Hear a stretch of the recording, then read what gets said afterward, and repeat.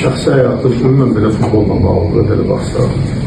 Mənim ümumiyyətlə arzum həmişə olub ki, futbolda, belə deyək, sizlərin inamını itirməmək, adakiflərin inamını itirməmək, şərt deyil çempionlar, şərt deyil kubok alan və ya Çempionlar Liqasını ulaşmaq. Sadəcə inam həmişə qalsın mənə qarşı, güvən həmişə qalsın. Bu mənim üçün həmişə çox böyük amil oldu. Bakı qaldı şəxsi həyatda.